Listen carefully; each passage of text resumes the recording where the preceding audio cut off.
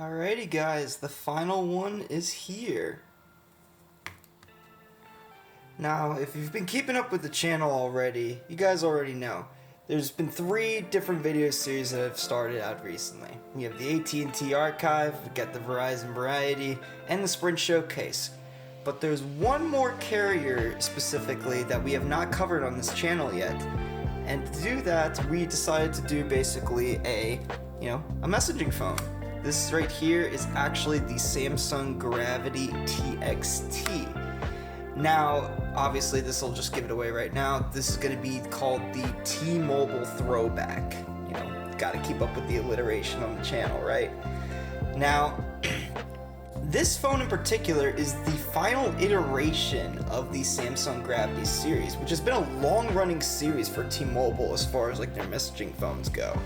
So they had the Samsung Gravity was the first one. They came out in November 7th of 2008. They made a second one in August 2009, a third one in June 2010, and then basically they did the Gravity Touch, to get in like with the touchscreen messaging phones at the time, the Samsung Gravity T in June 2010. Then there was a smartphone version that came out in June 22nd, 2011, which we don't really want to get into that one in particular just because I've heard that it's been a very mediocre device when it was announced.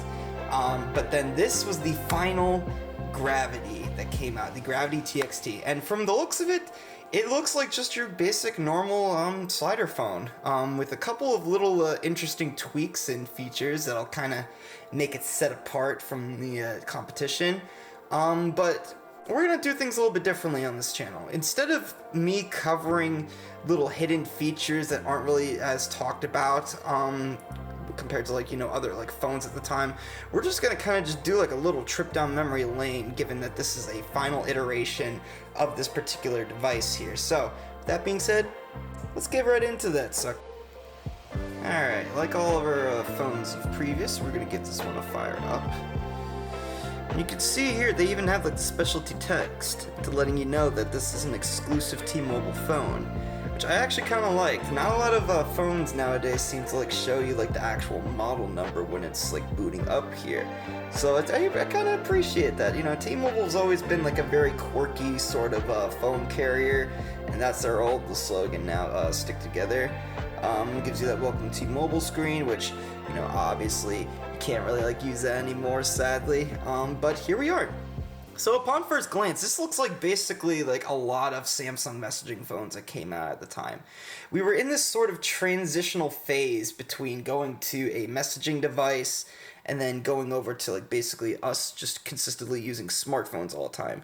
So it just goes to show you this really truly was the final chapter of messaging phones in this instance. So you could just see the home screen looks very plain. You got your menu right over here, you got your contacts, and from first glance you would just kind of pass this off as sort of just a candy bar phone with the way that this thing was shaped, because you got a full T9 style keypad down over here.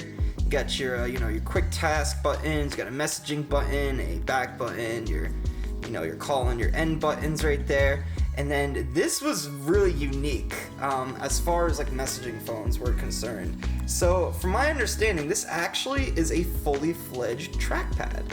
Now, it's not going to be nowhere near as responsive as the ones that you see on MacBook Pros of today, but it definitely is no slouch either. So you just see it responds pretty decently to just haptic feedback and stuff. And while we're on the subject of the menu, we're just gonna go show you what it looks like here. So you have a built-in web browser, which is pretty nice.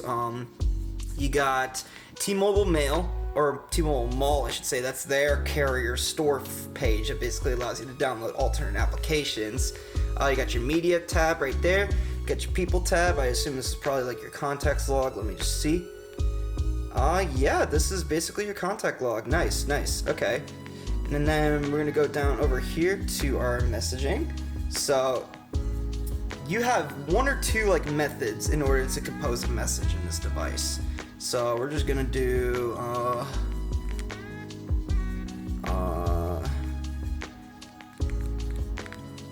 yeah, that works. Okay. No, that's not what we're looking to do here. Goodness gracious. Yeah, so as we said before, trackpad is, okay, perfect. So, you have one or two ways to type out a message. You could do a T9 style, you know, your basic, you know, sort of T9. And apparently it automatically typed out hi for us, so that's like one less step for me to do in that instance. But on top of just using the T9 pad, we also have a fully fledged QWERTY keyboard. And upon first glance, this actually looks like it's really well laid out. You got some nice little quick functions over here. You got an emoticon button. You got even like a D-pad if you wanted to use that for like any like games that you want to play on here. So let's type out a message.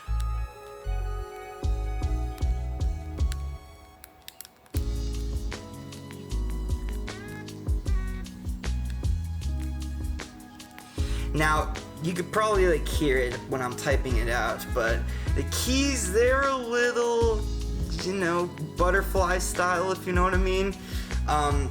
Very, you know, not as responsive as it should be. And what I mean by that is basically the keys don't really respond good to just like, you know, smashing it down, which is a real shame, and apparently that was a backspace, but there you go. It still is a really good keyboard. It's very well spacious. I mean, granted, my thumbs are pretty huge for this layout, but it still like gets the job done for the most part, and you know, lends itself good as far as it being like, you know, a decent messaging device. I guess I just need to hit there. No, we're not saving the grass. All right, so back to the main menu here. You can see we also have an organizer. It's basically like your calendar, your alarm, like your task. Like, let's check out the memo. I want to see if they still have the paper. They do. Nope. Not good, man. Not good. This. Keep in mind, this was also kind of the year that, if you know, you know, schemorphism designs in UI. Like, this was kind of like it was the way of the dodo at this time. So unfortunately, you don't see a lot of that in like the UI, which really sucks. You have a My account here. It's basically, yep, not available. It's even like thinking that I'm roaming too. That's pretty hilarious. So we're gonna go over to the camera button. Now, if you look over here, you should see that there's a action button that I'm assuring is dedicated to just anything? Yeah, anything. Oh yeah, forgot to mention too. So we got micro USB, you know, pretty good. You need that in like standard messaging phones nowadays. Volume's right over here. Got a full-blown 3.5mm headphone jack, so obviously you're gonna be able to play a lot of different music listening devices on here, which is really cool. There we go. We're gonna go to media. All right. And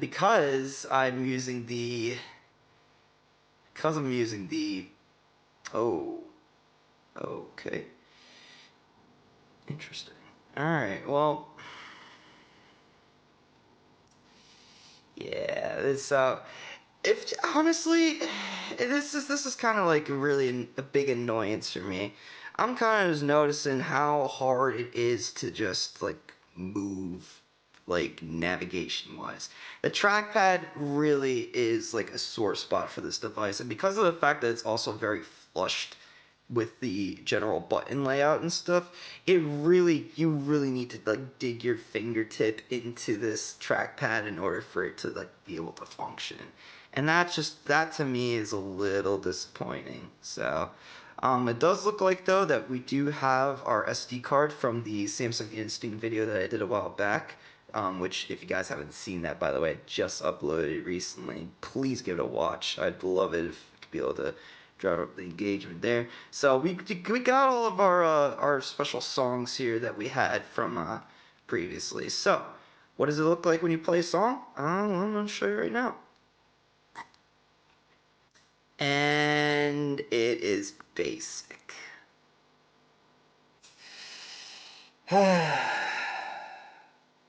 Samsung, where did you guys go wrong here? Now, the cool thing is, it does seem to look like that you could be able to... Can you go back into the music that you're playing? Let's see. Can we? Does it give you now playing function? Anything?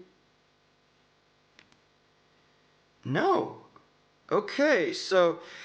Apparently, this phone also decided to go backwards as far as just overall functionality. No multitasking, unlike that Samsung Instinct I told you about. That, oh my, that is a big shame. Well, I'm gonna take a little bit of a break here and we're gonna find out exactly where the heck this camera functionality is so we can at least get a look at the camera before we make our official review of this thing. And another thing, why would you put the camera in the media folder? What? Why? You don't need it there. Just give an individual icon dedicated to a camera so that way you can have easy access. And it turns out too, this button, this little button here that definitely looks like it should be a camera shutter key, isn't a camera shutter key. It's just a quick messaging key. So if you really want a phone that's purely all about like just texting and nothing else, this phone will fit the bill for you. Alright, but now that we do officially have the camera functionality ready, let's pull it out and see what it looks like. Oh my gosh. I am going to eat my own words with my previous video because there was a little, you guys will be able to see it when you watch it, but there was a little blurb that I put that said something about like Samsung cameras were getting really good in quality. This is a full 3 years after that Samsung Instinct came out, and yeah, this is not a good looking camera. So let's take a picture.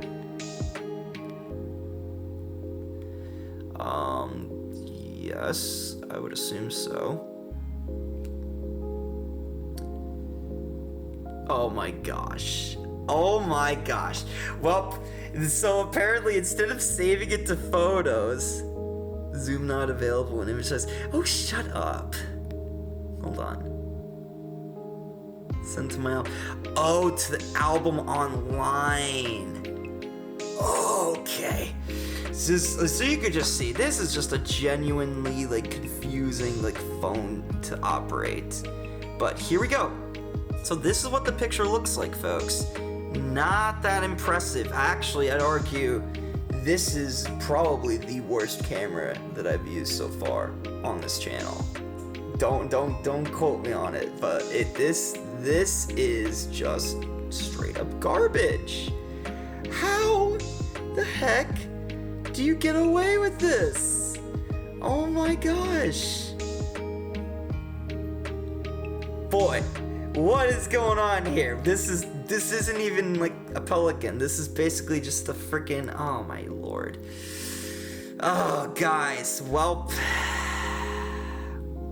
we're gonna have a lot to talk about as far as this final review is concerned. Alright, final thoughts on this device. This was just such a big disappointment in many, many ways. I thought because of the fact that this was going to be the final chapter in the Samsung Gravity line that they would go all out with it. They would just throw in every single cool feature imaginable inside this little messaging device. But what do they do instead? They make this solely about messaging, ignore the fact that this button right here could actually have some good purpose if it was basically a camera button.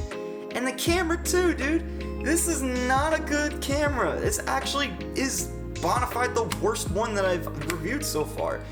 Navigation is annoying. This trackpad here is probably one of the worst designed trackpads that I've ever seen on a phone. Literally, you have to swipe 2 or 3 times in order for your finger swipe to be registered. Keyboard is very shallow. The keys themselves are fine. It's just like, goodness gracious, like you really gotta like hit that button in order for it to register. It is not that good. So, in all intents and purposes, this is probably the worst phone I've reviewed on the channel. And I hope to God that this is literally the only worst phone on the channel that I reviewed, because man, I had paid a pretty penny for this device. I definitely should not have spent as much as I did for this particular phone. There was apparently like 14 watchers on this eBay listing. Like, Why? This isn't a good phone. Why do you want this thing? Oh, it's neither here nor there, guys. Listen, if you guys did enjoy the video, be sure to give it a like. This is the first T-Mobile throwback review that I have for y'all. I keep an eye out for my community tab as per usual. I'll be posting like a bunch of updates for y'all. Follow me on BlueSky too. I would love it if we can be able to get more people to join the app. It is still at a measly 1.3 million. We need to beat X. Come on, y'all. Better social networking. You know, get on it. Otherwise, it's your boy Retro Landline. I'm calling you back from the past and somewhat maybe even like the future. Cause man, if this is what the future is gonna be like for cell phones, I don't want any part of it. And signing out.